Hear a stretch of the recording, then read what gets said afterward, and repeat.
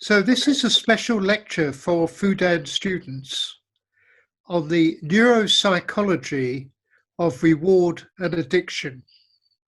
So what I'm going to be doing is talking to you about the psychological mechanisms of reward, how they result in addiction, and what the neural basis of this is in the brain.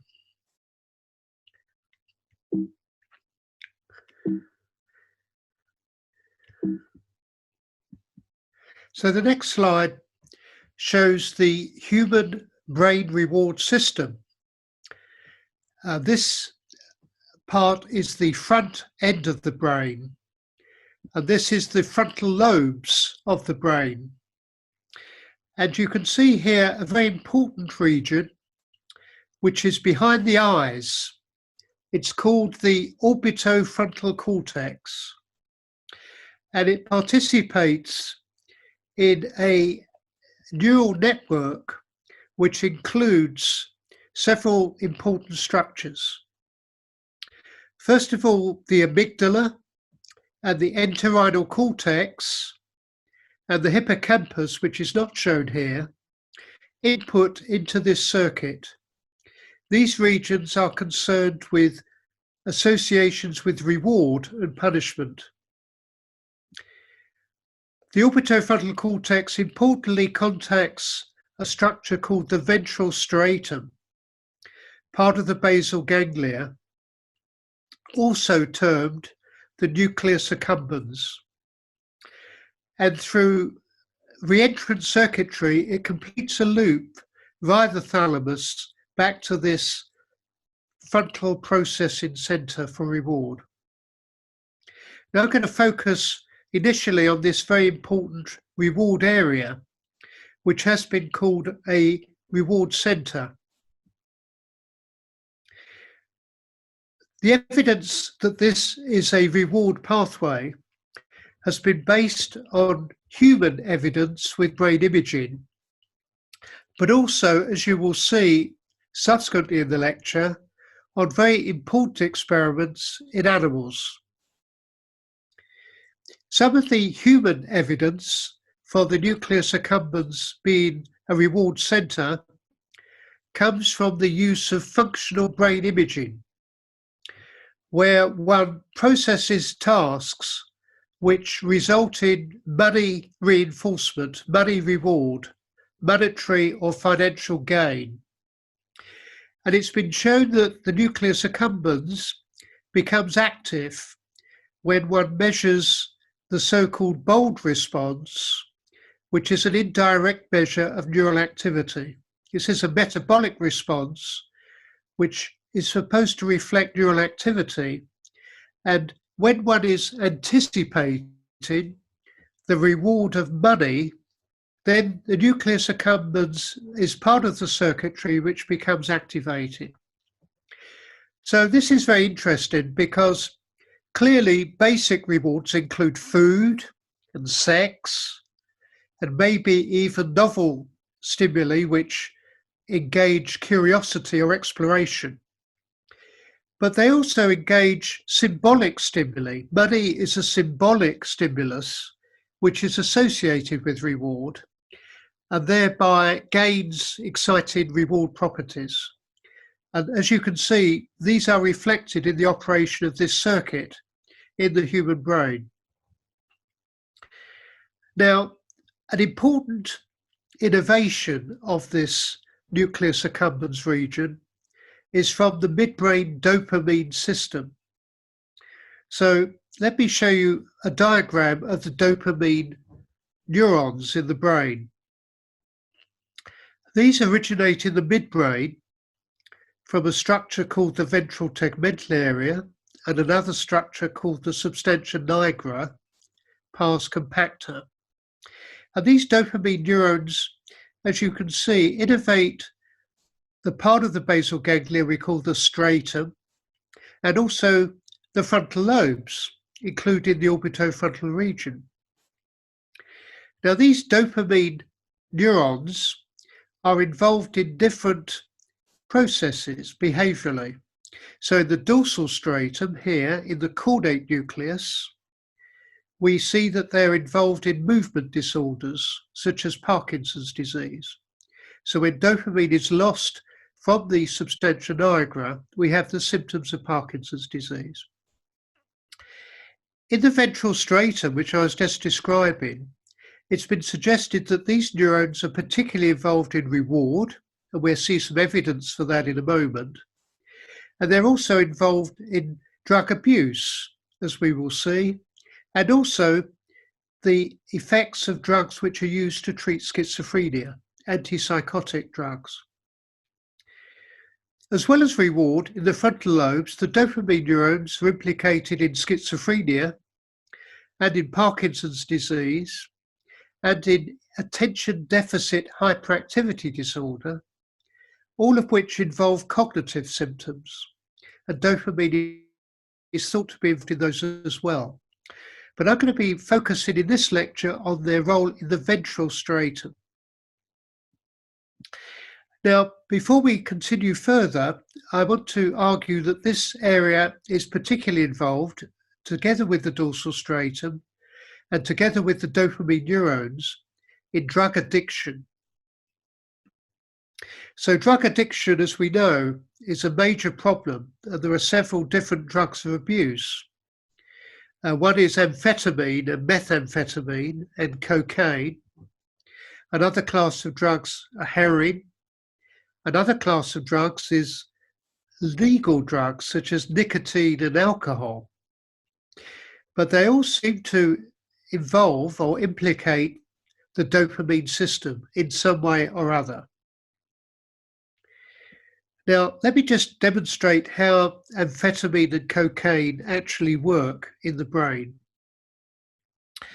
Here we have two nerve cells in the brain, and of course, as you know, they don't interact directly physically. They connect across a synapse or gap, so that when the electrical impulse occurs, a neurotransmitter is released. It diffuses across the gap to occupy receptors on the postsynaptic cell and thereby mediate neurotransmission. Now, one such neurotransmitter is dopamine, and as you can see in this cartoon, dopamine is released following an electrical impulse. It engages with dopamine receptors, which then produce a subsequent electrical impulse. Now, dopamine is removed from the synapse. It's regulated both by catabolism, but also by being taken up back into the so-called presynaptic neuron, according to the dopamine transporter molecule. So dopamine is taken back up into the neuron to remove it from the synapse. Now, how cocaine and amphetamine work is they both block this reuptake process, thereby increasing the amount of dopamine in the synapse available for stimulation of these receptors. The drug Ritalin or methylphenidate also works in the same way. Additionally, amphetamine enhances the release of dopamine by reversing this process and extruding dopamine into the synapse. It also releases vesicles into the synapse. And so by these two actions, dopamine is greatly enhanced in the synapse. Now, all of these drugs also have effect on other transmitter systems, notably noradrenaline, but they have a very potent effect to boost dopamine transmission. And it's thought that these drugs of abuse, cocaine and amphetamine, gain their properties of drug abuse by this action on dopamine. And I'll provide some of the evidence for that next.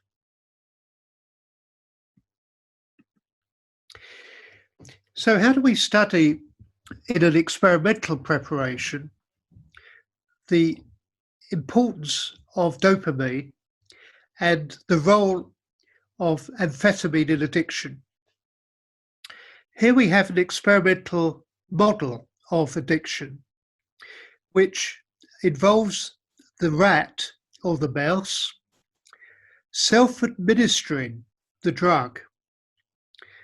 And the self-administration is achieved by having the drug infused into a vein in the animal's neck, as addicts inject intravenously, and arranging that an infusion of the drug can occur following pressing a lever in the chamber.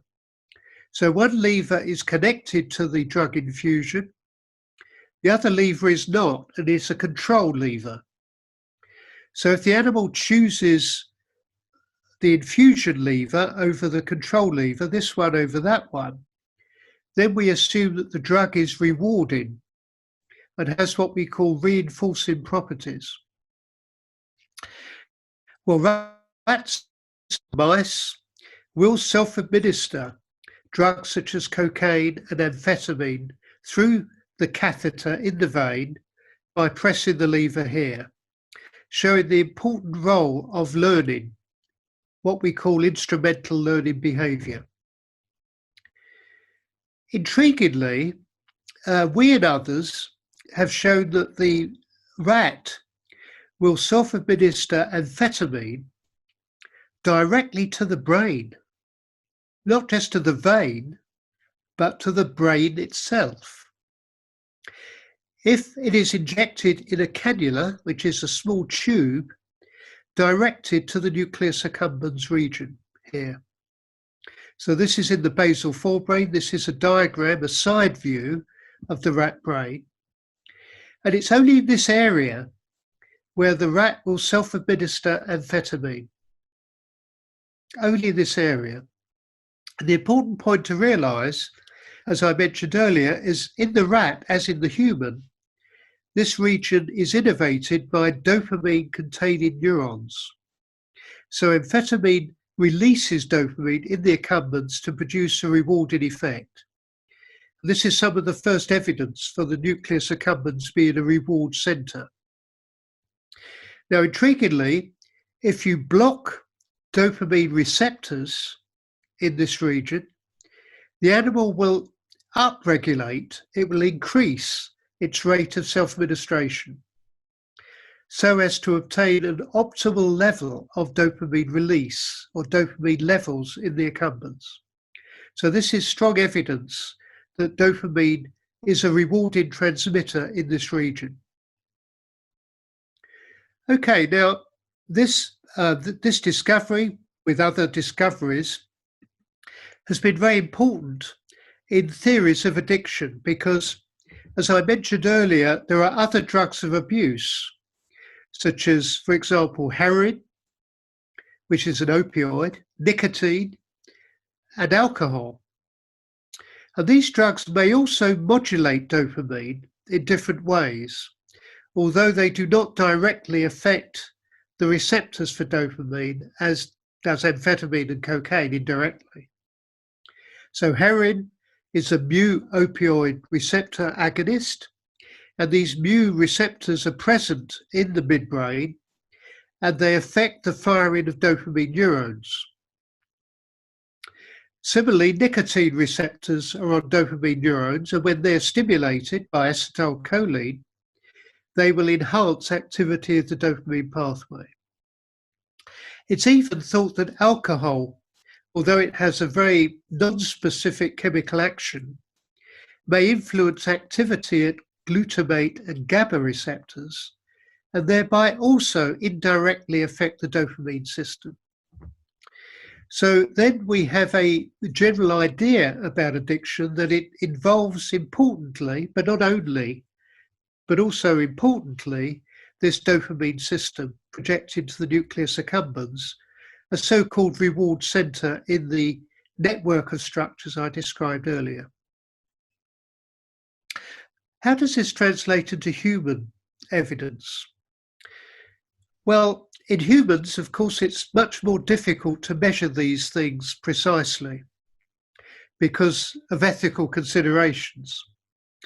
But one thing that can be done is one can measure receptor availability and also neurotransmitter release in the human brain using the technique of positron emission tomography. Positron emission tomography.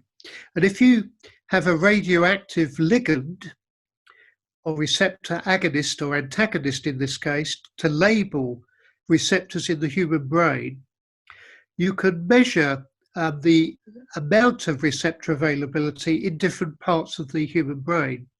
And what you can see here is evidence of a scientist, Nora Volkow, who's the head of the National Institute on Drug Abuse in the US. She has been able to measure dopamine receptors in the normal human brain, in the healthy brain, and you can see that they are very strongly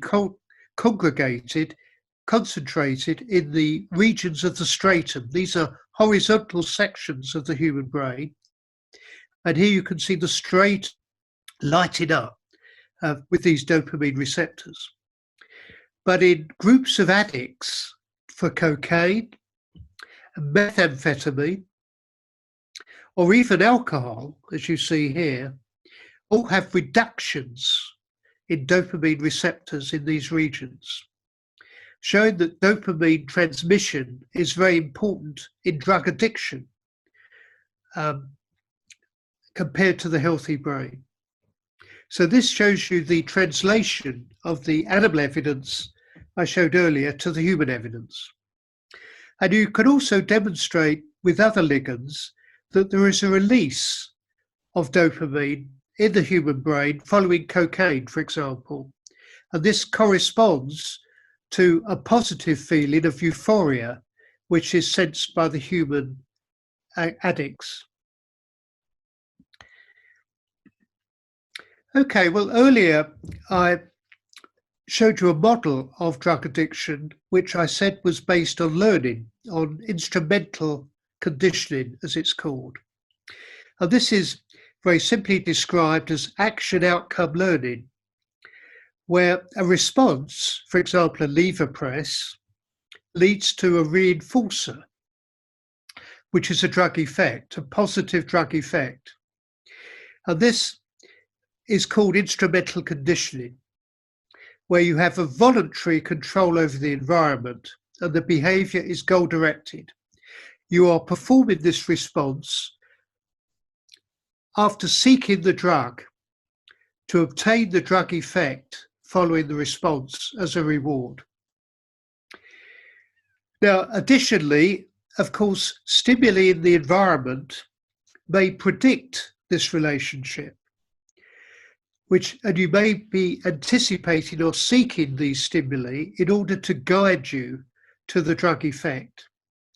And this is mediated by Pavlovian conditioning. And it's well known in drug abusing individuals that these learning processes are very important for maintaining the addiction. So environmental stimuli which are correlated with drug and predict the drug-paired stimuli, become very important in their own right. They become very salient.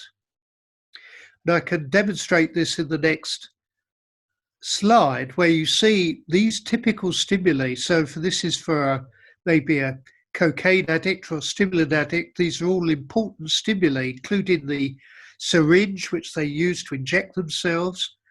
And for alcoholics, obviously, bottles of drinks are very exciting. So these stimuli, when shown to healthy individuals who are not addicts, do not produce very much excitement. It may remind you of certain things, but they're not particularly important for a healthy individual. However, for an addict, these are very important stimuli because they induce memories of prior drug experiences, maybe good experiences, maybe bad experiences, which lead to craving for the drug. So these drug-associated stimuli are very important, and they may lead to relapse and maintenance of the addiction after long periods. So if you give up the drug, but then you come into contact with these stimuli, they may be enough because of their rewarding properties to induce you to take the drug again. And you see here some brain scans in humans which demonstrate that these stimuli activate parts of the reward system. For example, the orbitofrontal cortex, which I mentioned earlier, also the amygdala, which is also I mentioned earlier as part of the reward pathway, and other regions, also including the nucleus accumbens. So again, these stimuli, which are quite neutral in everyday life for a healthy individual, become highly rewarding for the drug abusing addict. Now, how can we model this in experimental animals, the effects of these, so in order to study their neural basis in more detail? We can do this in a setup where, again, we have what we call instrumental behavior. We have two levers here in a chamber. This is called an operant chamber, test chamber. And here we have a rat, a hooded rat, who's equipped with a catheter, which is implanted into a vein in the animal's back, which provides access to infusions of cocaine. And the rat has been trained to press the lever here in order to get cocaine. But the cocaine is only delivered, as in real life, after a lot of drug-seeking behavior, after 15 minutes of behavior. So the rat has to really work for this drug. The drug is correlated with the presentation of this yellow light, this stimulus. So this yellow light is a potent predictor of the drug. It tells the animal not only when the drug is about to be delivered, but also it's correlated with the drug experience. So it itself becomes very important and significant, and indeed rewarding for the animal. This stimulus is presented to the animal following its behavior as a conditioned reinforcer. We call it a conditioned reinforcer because of the conditioning, after every 10 lever presses. So as you see, during this interval, the animal gradually is anticipating the drug. So this is measuring the motivation of the animal for the drug infusion before it gets the drug. Once it gets the drug in the second interval, it responds even more for the drug. So the drug enhances the effect of these rewarding stimuli. Now, this drug-seeking behavior is maintained by this yellow light. If you take it away, the rat will not respond for the drug. Now, we have studied in Cambridge the neural network, which is responsible for maintaining this behavior. And I'll describe that in the next studies. And here is an overall diagram, which I'm going to be using to represent the neural networks involved. And you'll be seeing this diagram a lot. So don't worry if you can't read all of it now, because I will show you this diagram in other presentations. So this central set of structures represents the nucleus accumbens and the dorsal stratum, the caudate nucleus, which we think are central structures mediating the abuse or addiction to drugs such as cocaine and amphetamine. So the nucleus accumbens consists of different regions, the core and the shell region. It's innervated by the ventral tegmental area, the dopamine system, and the substantia nigra also innervates the habit and the dorsal stratum. We have some of the structures I mentioned earlier, the amygdala, this is the basolateral amygdala, the BLA, and the hippocampus. These represent aspects of the environment, the general environment and discrete cues, maybe those cues associated with drugs in the amygdala, and these structures anatomically are connected to the nucleus accumbens. And the other structure which I'm going to refer to later is the frontal cortex. I mentioned the orbitofrontal cortex, And this structure, very importantly, represents different aspects of reward. It represents subjective effects, such as euphoria, the feeling you get from the drug. And it also helps to control behavior as well. It keeps these structures under executive control. So first of all, let me describe the interaction of the nucleus accumbens with the amygdala in the control of behavior in this drug-seeking paradigm in the rat.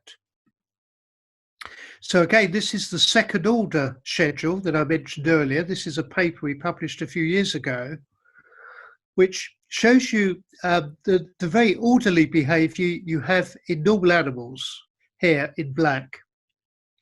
So here you see normal animals responding cumulatively, and these triangles are the reward-related stimulus being presented until finally the animal gets a shot of cocaine.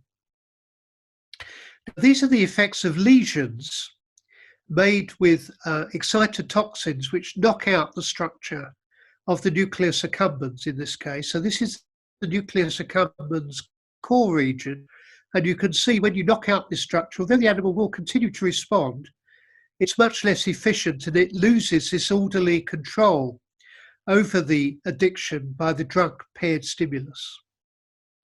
If you lesion the shell region, the animal is less excited by the drug, but it still responds almost normally. So this core region of the nucleus accumbens is very important in mediating this behavior.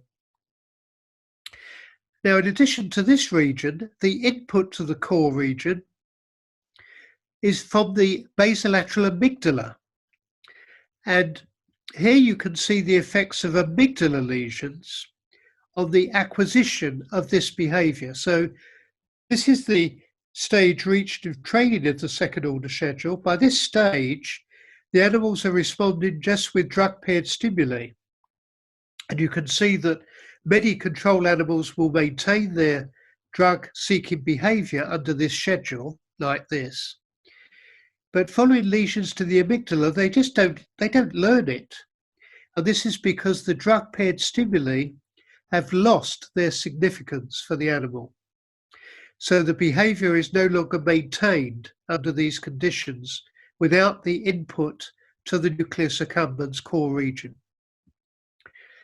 So going back to our diagram, what I've described is the interaction between this structure and the core region of the accumbens, controlling the drug-paired stimuli which act as condition reinforcers to maintain drug-seeking behavior.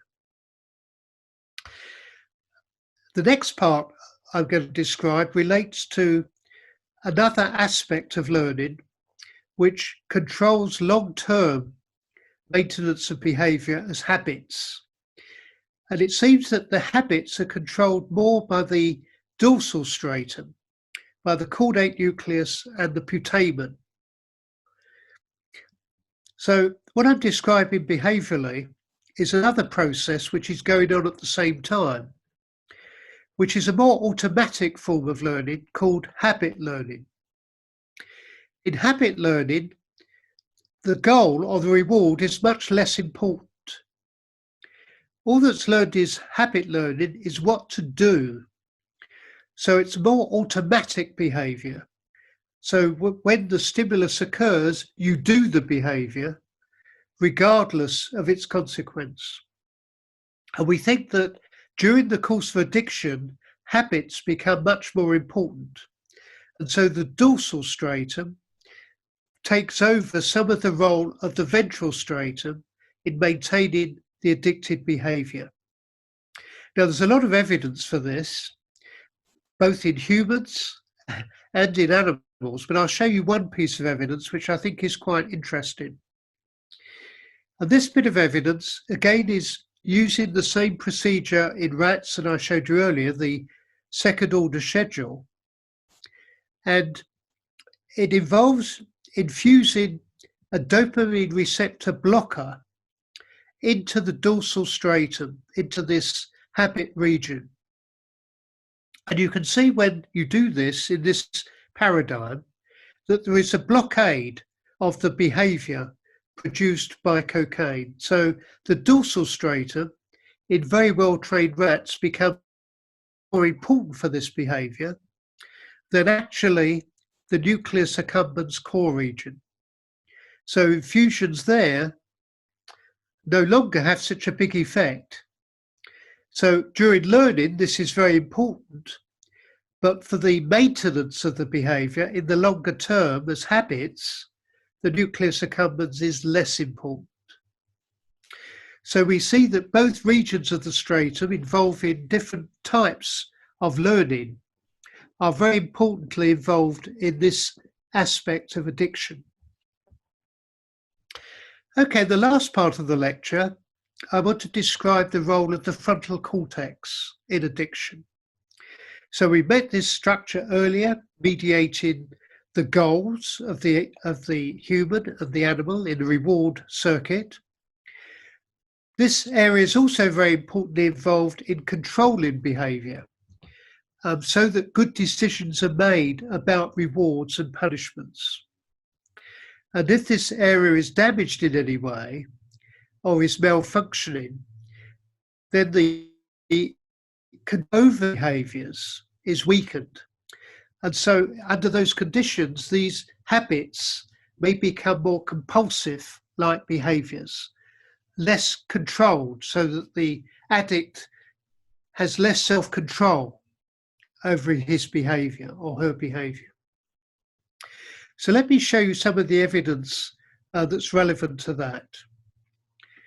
And first of all, I'll show you historically a very famous case. In the 19th century in America, a railway worker called Phineas Gage had brain damage to the frontal lobes when he was a railway worker and he dynamited by an explosion a metal rod through his head. And it went through his left orbit here, right up into the brain and damaged his orbitofrontal cortex. And it produced many problems in his personality and his behaviour. He lacked self-control in many situations.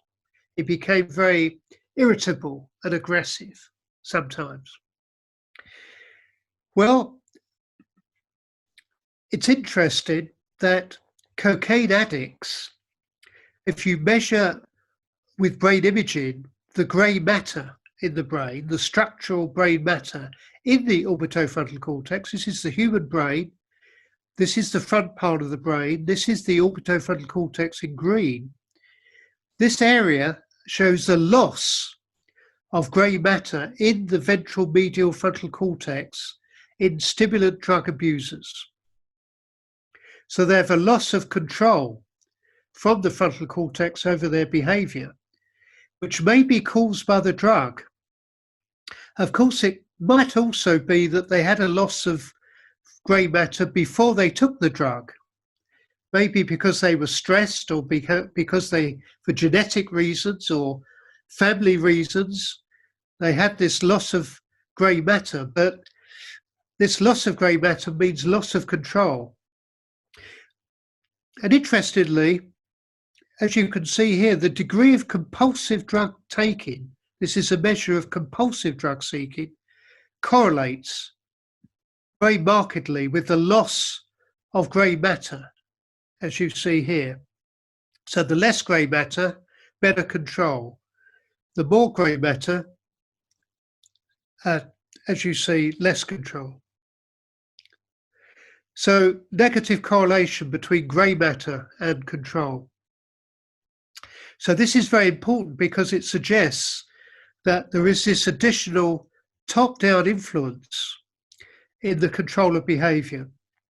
And when you look at decision-making in drug addicts, as you can see, this is the Cambridge gamble task, where you have to gamble, where is the yellow token in this array? Is it in the blue boxes or the red boxes? Well, you might think it's in the blue boxes, and so you might gamble some points.